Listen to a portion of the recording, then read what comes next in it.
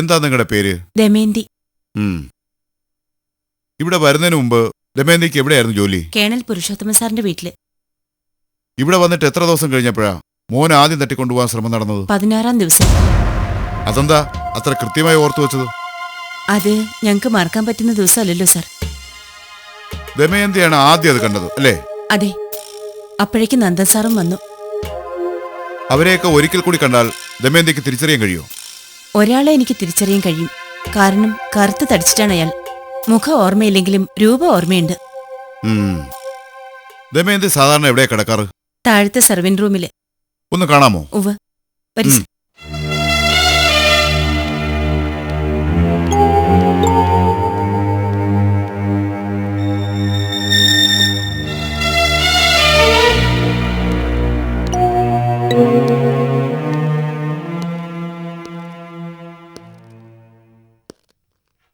അപ്പോ ഇതാണ് ദമയന്തിയുടെ സ്വകാര്യ ലോകം അല്ലേ?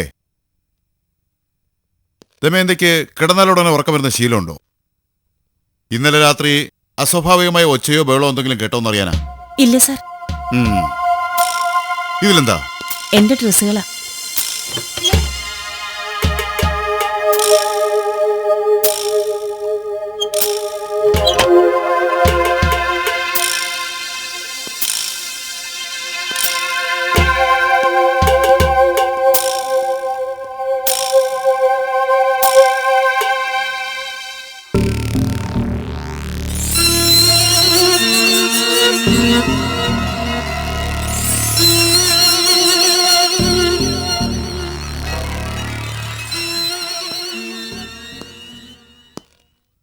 ബലം പ്രയോഗിച്ച് കതകോ ജനലോ തുറക്കാൻ ശ്രമിക്കാത്ത സ്ഥിതിക്ക് ആൾറെഡി തുറന്നു കിടന്ന ഏതോ വാതിൽ കൂടി ആയിരിക്കണം ജ്യോതി കണ്ട രൂപം അകത്തേക്ക് കിടന്നത്. അതായത് തുറന്നു കിടന്ന ടെറസിലെ ഡോർ വഴി. ആരെങ്കിലും മനഃപൂർവ്വം തുറന്നിട്ടിരുന്നതാണോ അതോ അബദ്ധത്തിൽ തുറന്നു കിടന്നതാണോ എന്നാണ് അറിയേണ്ടത്. നന്ദേട്ടൻ ഇന്നലെ രാത്രി ഒരുപാട് നേരം ടെറസിലുണ്ടായിരുന്നു. ഓ, അത് ശരി. എന്നാ ഞാൻ ഇറങ്ങട്ടെ.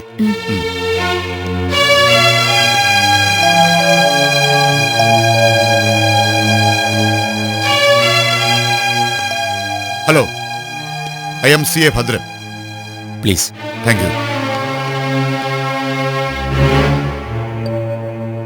കുടിക്കാൻ എന്തെങ്കിലും?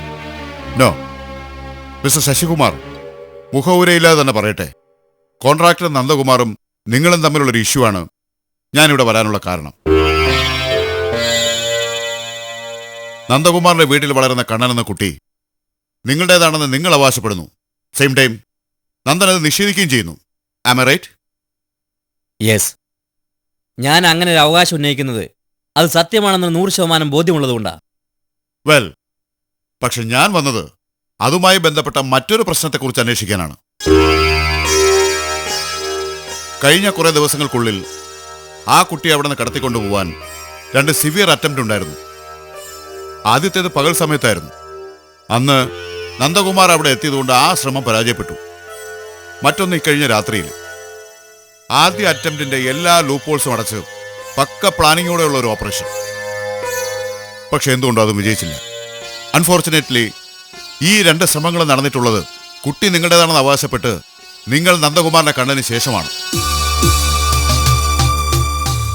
സോ ന്യായമായും നന്ദനും കുടുംബത്തിനും നിങ്ങളെ സംശയിക്കാം, അല്ലേ? ആദ്യ തവണ അങ്ങനെ ഒരു സംഭവം ഉണ്ടായപ്പോൾ തന്നെ നന്ദൻ നിങ്ങളോട് ഇതേപ്പറ്റി സൂചിപ്പിക്കുകയും വാൺ ചെയ്യുകയും ചെയ്തിരുന്നു. പക്ഷേ വീണ്ടും അത് ആവർത്തിക്കപ്പെട്ടിരിക്കുന്നു. അതുകൊണ്ടാണ് നിങ്ങൾക്കെതിരെ നന്ദൻ ഇപ്പോൾ ഒരു പെറ്റീഷൻ മൂവ് ചെയ്തിരിക്കുന്നത്. ബി ഫ്രാങ്ക് മിസ്റ്റർ ശശികുമാർ, ഈ കാര്യത്തിൽ നിങ്ങൾക്ക് എന്തെങ്കിലും പങ്കുണ്ടോ? അതാണ് എനിക്കറിയേണ്ടത്. ഇല്ല. വെൽ, ഈ കേസ് അന്വേഷിക്കുന്ന ഓഫീസർ എന്ന നിലയ്ക്കല്ല ഞാനിപ്പോൾ സംസാരിച്ചത്. നിങ്ങളത് നിഷേധിച്ച സ്ഥിതിക്ക് തൽക്കാലം ഞാനിപ്പോൾ പോവാം.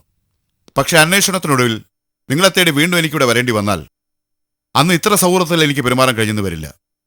I think you got me. തീർച്ചയായും. ഇതിനു പിന്നിൽ ഞാനാണെന്ന് താങ്കൾക്ക് തെളിയിക്കാൻ കഴിഞ്ഞാൽ എന്നെ അറസ്റ്റ് ചെയ്യാം. ദേ, ഈ കസേര നിന്ന് പിടിച്ചെഴുന്നേൽപ്പിച്ച് പരസ്യമായി വിലങ്ങണിയിച്ച് കൊണ്ടുപോവാം. ഒന്ന് എതിർക്കാൻ പോലും ശ്രമിക്കില്ല ഞാൻ. But it should be loyal and genuine.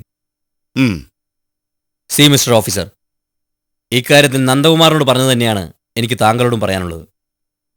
Kannan എൻ്റെ കുട്ടിയാണെന്ന് എനിക്ക് ഉറപ്പാണ്. അത് തെളിയിക്കാൻ എനിക്ക് എൻ്റെതായ വഴികളുണ്ട്.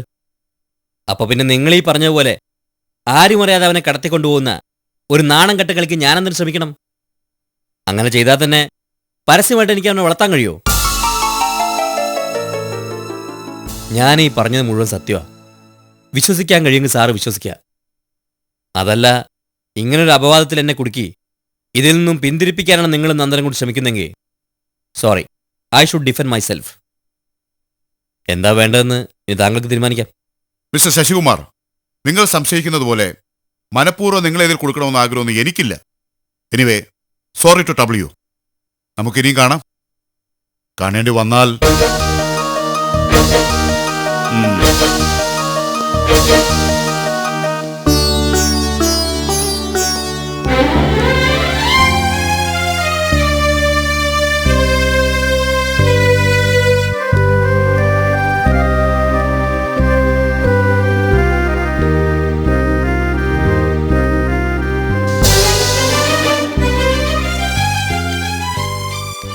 എന്തിനാ ശശിയേട്ടാ ആ ഇൻസ്പെക്ടർ വന്നത്? ആ നന്ദകുമാറിന്റെ അല്ല, നമ്മുടെ മോനെ വീണ്ടും വരെ തട്ടിക്കൊണ്ടുപോകാൻ ശ്രമിച്ചത്രേ. അതിന്റെ പിന്നിൽ ഇപ്പോഴും ഞാനാണെന്ന് അയാളുടെ സംശയം. പോലീസിൽ എനിക്കെതിരെ അയാളെ പെറ്റീഷൻ കൊടുത്തിരിക്കുന്നു. തൃപ്തിയായില്ല എല്ലാവർക്കും. എന്റെ കുഞ്ഞാണെന്ന് പറഞ്ഞിട്ട് വിട്ടുകൊടുത്തില്ല അയാൾക്ക് ഞാൻ. എന്നിട്ട് ഇപ്പൊ എന്റെ പേരിൽ കള്ളക്കേസും. ഭീഷണിപ്പെടുത്തി എന്നെ അകറ്റി നിർത്താൻ അയാളെ കണ്ടുപിടിച്ച് കുറുക്ക് വഴി. എന്ത് വേണമെന്ന് എനിക്ക് അറിയാണ്ടല്ല. നോക്കട്ടെ ഇതെവിടെ വരെ പോകുന്നു.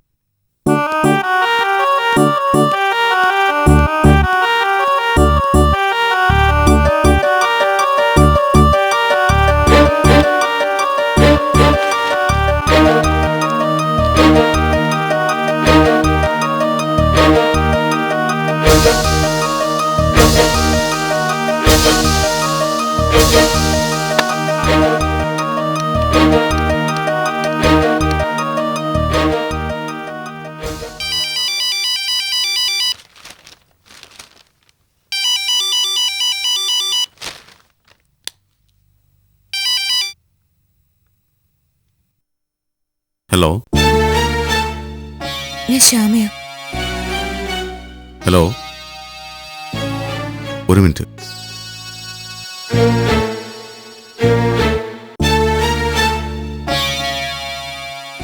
എന്ത് വേണം നിങ്ങൾക്ക്? എന്റെ മോൻ എന്തെങ്കിലും. No, he safe. എനിക്ക് അവനെ ഒന്ന് കാണണം.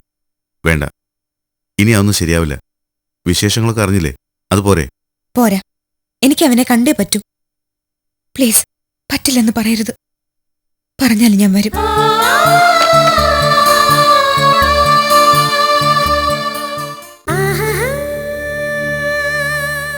കുടുംബിനി പരമ്പര ഇടവേളയ്ക്ക് ശേഷം തുടരും.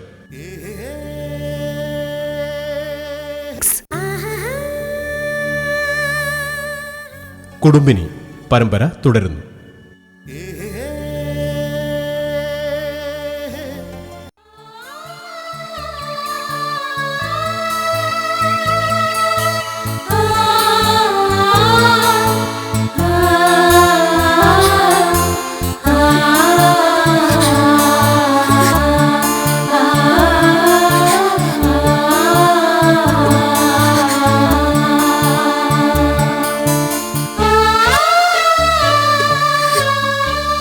ശ്യാമ പ്ലീസ്, ജ്യോതി എപ്പോഴാണ് വരുന്നതെന്നറിയില്ല.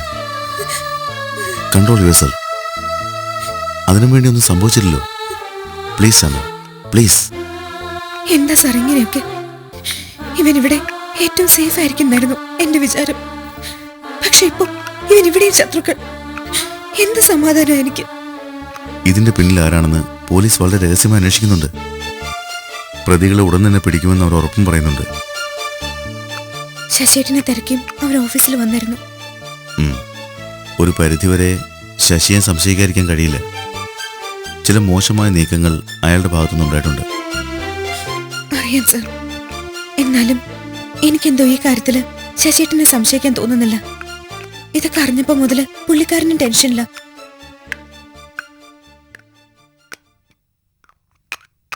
എന്റെ വിധിയാവൂ ഇതൊക്കെ. അല്ലെങ്കിൽ ഒരു തരത്തിലും ഇങ്ങനെയൊന്നും സംഭവിക്കേണ്ടതല്ലോ.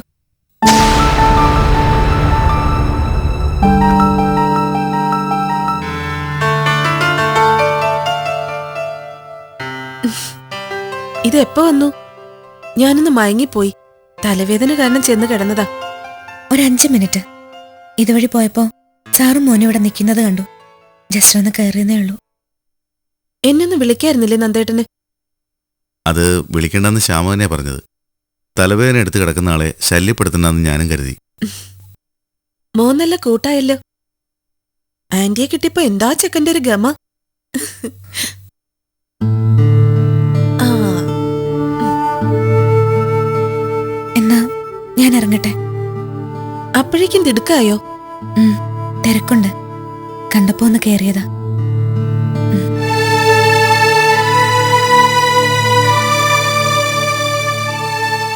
അവർക്ക് എന്തോ ഒരു കുഴപ്പമുള്ളതുപോലെ. നന്ദേട്ടൻ അങ്ങനെ തോന്നിയോ? എന്തു കുഴപ്പം? നിനക്ക് വെറുതെ തോന്നുക. ആയിരിക്കാം. ഒരു കാര്യത്തിൽ എനിക്ക് ഉറപ്പുണ്ട്. ഉള്ളിൽ എന്തോ സങ്കടമുണ്ട് അവർക്ക്. മോനെ എടുത്തോണ്ട് നിന്നപ്പോഴൊക്കെ ഞാൻ അതാ ശ്രദ്ധിച്ചത്. ആ കാര്യം അവരിപ്പോൾ എന്നോട് സംസാരിച്ചുകൊണ്ടിരുന്നത്. അവർക്ക് പിറന്നത് ട്വിൻസായിരുന്നു, ഒരാണും ഒരു പെണ്ണും. പക്ഷേ കുറച്ചു ദിവസം കഴിഞ്ഞപ്പോൾ ആൺകുട്ടി മരിച്ചുപോയി. ആൺകുട്ടികളെ കാണുമ്പോൾ അതാ അവർക്കൊരു സെന്റിമെന്റ്സ്. പാവം. ഓ ഗോഡ്, സംസാരിച്ചെന്ന് ഞാൻ ആ കാര്യം പറഞ്ഞു. ആ ജെയിംസിനെ ഒന്ന് വിളിക്കണം.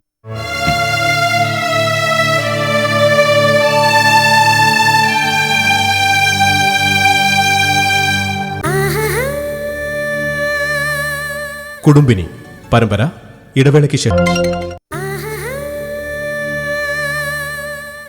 കുടുംബിനി പരമ്പര തുടരുന്നു.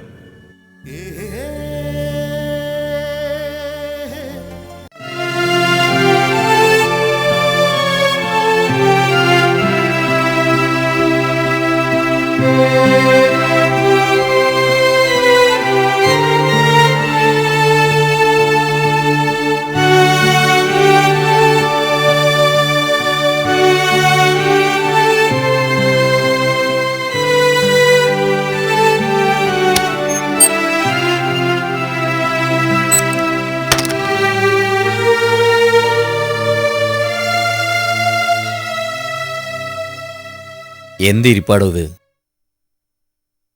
മോളെവിടെ? ഉഷേച്ചിയുടെ റൂമിലുണ്ട്. നീ വേഗം ചെന്ന് റെഡിയാവ്. നമുക്ക് ആ എക്സിക്യൂട്ടീവ് എഞ്ചിനീയറുടെ വീട് വരെ ഒന്ന് പോവാം. ഓഫീസ് കാര്യമാണെങ്കിലും ഒരു ഫാമിലി ട്രിപ്പ് ആവുന്നതിൽ തെറ്റില്ല, ഒരു ചേഞ്ചിന്. ഞാൻ എങ്ങോട്ടുമില്ല. എത്ര ശ്രമിച്ചിട്ടും മനസ്സൊന്നും അടക്കാൻ കഴിയുന്നില്ല. കൺമുന്നില് നമ്മുടെ മോന്റെ മുഖം. ഞാനിന്ന് നന്ദകുമാറിന്റെ വീട്ടിൽ പോയിരുന്നു മോനെ കാണാൻ. എന്നിട്ട് കണ്ടോ? അവന് കുഴപ്പമൊന്നുമില്ലല്ലോ? ഇല്ല. നിന്നോടെങ്ങനെ, നല്ലപോലെ ഇണക്കായോ? ശശിയേട്ടൻ അവനെ കാണാൻ കൊതിയുണ്ടല്ലേ? വെറുതെ കൊതിച്ചിട്ടെന്താ? ഒന്ന് കാണാനുള്ള അവകാശം പോലും എനിക്കില്ലല്ലോ. ഇപ്പൊ ഞാൻ അവന്റെ ശത്രുവല്ലേ? മകനെ തട്ടിക്കൊണ്ടുപോകാൻ ശ്രമിക്കുന്ന അച്ഛൻ. ലോകത്ത് ഏതൊരു അച്ഛന് കിട്ടും ഈ ബഹുമതി? എനിക്കതിൽ പരാതിയൊന്നുമില്ല. എൻ്റെ ഭാഗത്തും വീഴ്ചകളുണ്ട്. അവരുടെ അവസ്ഥ മനസ്സിലാക്കാതെ കുറച്ചൊക്കെ എടുത്തിയായിട്ട് ഞാനും കാണിച്ചു. എന്നോടുള്ള വിരോധം എങ്ങനെ വേണമെങ്കിൽ തീർത്തോട്ടെ. നിന്നെ അംഗീകരിക്കാൻ അയാൾ തയ്യാറാവുന്നുണ്ടല്ലോ, അത്രയെങ്കിലും ആശ്വാസം.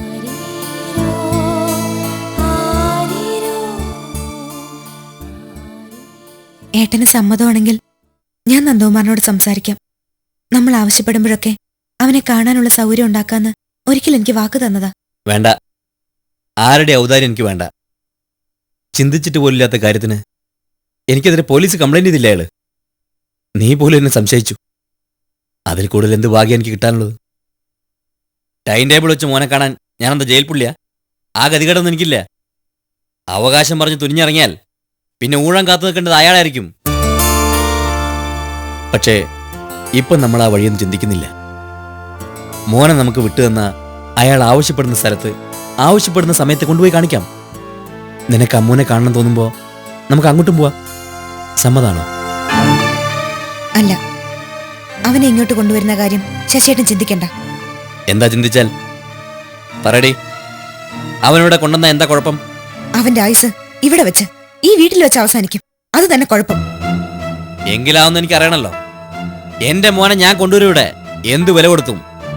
ശശിയേട്ടാ, അപ്പൊ എന്നോട് മുമ്പ് പറഞ്ഞതൊക്കെ കള്ളമായിരുന്നല്ലേ? അതെ, ശാസിച്ചും ഭീഷണിപ്പെടുത്തിയും നിന്നെ കൂടെ കൂട്ടാൻ പറ്റില്ലെന്ന് കണ്ടപ്പോ ഞാൻ പ്രയോഗിച്ചൊരു അടവ്, നീ വഴി മകനെ തിരിച്ചു കൊണ്ടുവരാനുള്ള അടവ്. പക്ഷെ ഇപ്പോഴും ഞാൻ തോറ്റു. ഇനി അങ്ങനൊന്നും ഉണ്ടാവാതെ ഞാൻ നോക്കിക്കൊള്ളാം.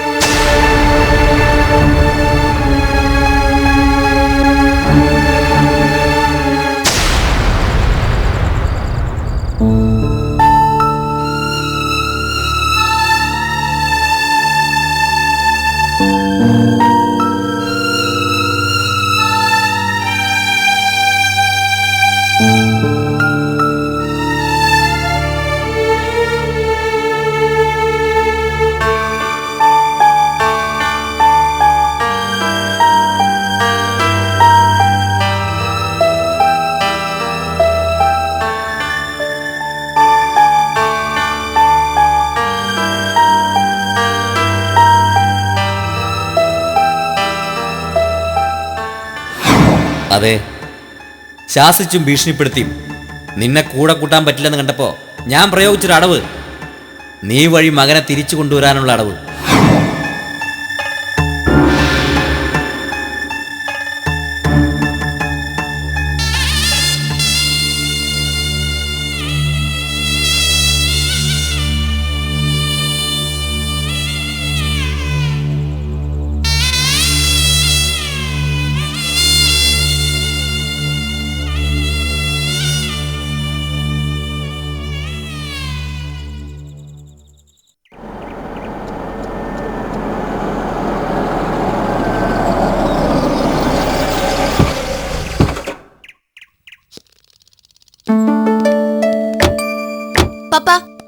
പപ്പയുടെ ഡ്രൈവർ ഡെഡ് സ്ലോ. ഇതിലും ഭേദം നടന്നു വരുന്നതായിരുന്നു. ബുള്ളറ്റ് സ്പീഡിൽ പായാൻ ഇത് നിന്റെ ബാംഗ്ലൂരൊന്നും അല്ല. എനിക്ക് ജീവനിൽ അല്പം കൊതിയുണ്ടെന്ന് കൂട്ടിക്കോ. എവിടെ ഗായത്രി ദ ഗ്രേറ്റ്? ലക്ഷണം കണ്ടിട്ട് ഇവിടെ ഇല്ലെന്ന് തോന്നുന്നു.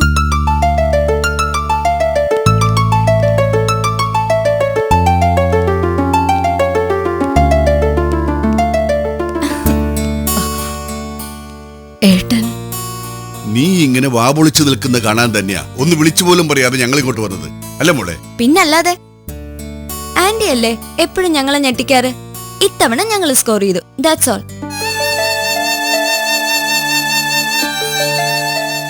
എന്താ നിനക്കൊരു വല്ലായ്മ? ഒന്നുമില്ല. ആന്റിക്ക് ഇപ്പോഴും എന്നെ കണ്ടതിന്റെ സർപ്രൈസ് മാറിയിട്ടില്ല പപ്പ. അതല്ലേ ഇങ്ങനെ ബ്ലാങ്ക് ആയി നിൽക്കുന്നത്.